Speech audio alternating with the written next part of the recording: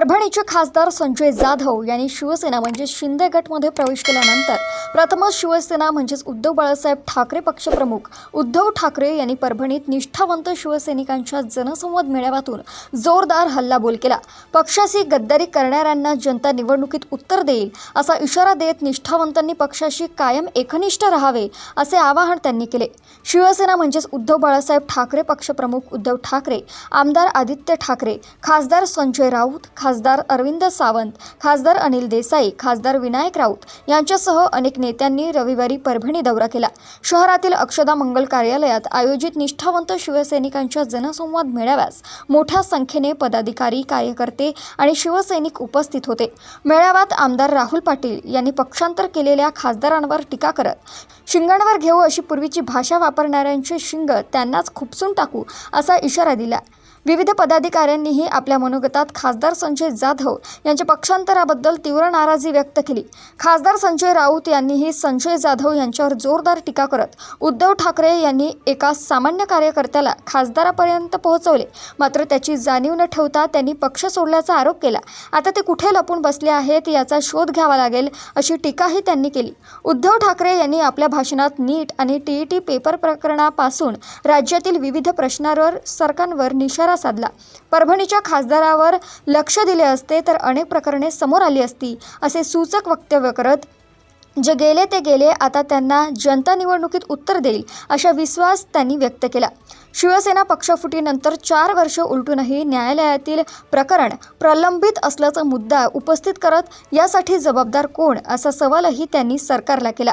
परभणी हा शिवसेनेचा बालेकिल्ला कायम राखण्याचे आवाहन करत त्यांनी निष्ठावंत शिवसैनिकांचे कौतुक केले। तसेच परभणी महानगरपालिकेत शिवसेनेला महापौर पदाची संधी दिल्याबद्दल मतदारांचे आभारही मानले। दरम्यान मेळाव्यासाठी अक्षदा मंगल कार्यालय आणि परिसरात मोठ्या प्रमाणात कार्यकर्ते, पदाधिकारी व शिवसैनिकांची गर्दी केली होती। पण तुम्ही शिवसैनिकांची आणि शिवसेनेची गद्दारी केली, हा बाळासाहेबांच्या विचारांचा तुम्ही घात केलेला।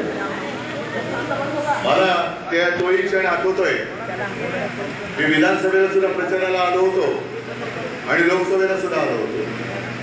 लोकसभेला तो स्टेडियम पूर्ण भरला होता। ते राऊत सभा एक आपल्याला परत घ्यायचे, त्याच स्टेडियम मध्ये घ्यायचे।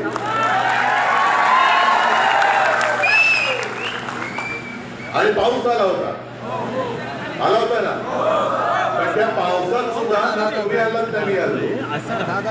आणि मला काय अभिमान वाटत होता की दोन्ही जणांना एका बाजूला राहुल होता, दुसऱ्या बाजूला कोण,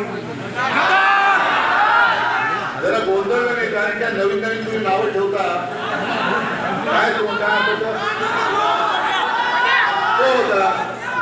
आता मला काय माहित की वाघाचं कातडं पांघरलेला हा, जरा मला शब्द पाठ करायला त्रास होतो। पांघरलेला कोण होता, मी काय करू, गेले दोघांच्या हातवर। त्याचा एक हात राहुलने जो पकडला होता तो वरच्या वर चांगला, अजूनही अभिमानाने, आणि दुसरा पळाला, विकास करण्यासाठी पळाले। मला पत्रकारांनी तेही विचारलं, विकास केली म्हणजे कोणाचा, मतदारसंघासाठी, मतदारांसाठी की स्वतःचा खासगी विकास केली। कारण तो एक व्हिडिओ दोषीला फिरतोय, विमानात बसले भाषे आणि बदाम वगैरे खात आहेत।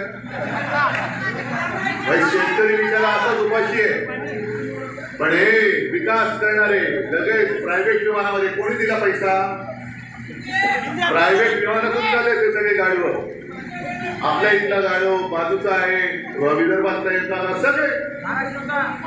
आणि एवढ्या बेशरमपणाने तो व्हिडिओ टाकले की त्याच्यामध्ये तो एक दलाल पण दिसतोय, ज्यांनी खरेदी विक्री करतात ना, दलाल जे नाक्यावरती उभे राहतात, तसं तो दलाल पण दिसतो त्याच्यामध्ये। पण बेधडक म्हणजे कोणाची जनाची नाही, मनाची नाही, कोणाची पर्वा नाही, लाल दर्जा शरम सगळं गुंडाळून ठेवलंय आणि खाजगी विमान उतरून दिले। कुठं नाही जात पैसा, म्हणजे माझ्यावर तिथे टीका करतात, आत्मपरीक्षण केलं पाहिजे उद्धव ठाकरेंनी, पक्ष का फुटतोय,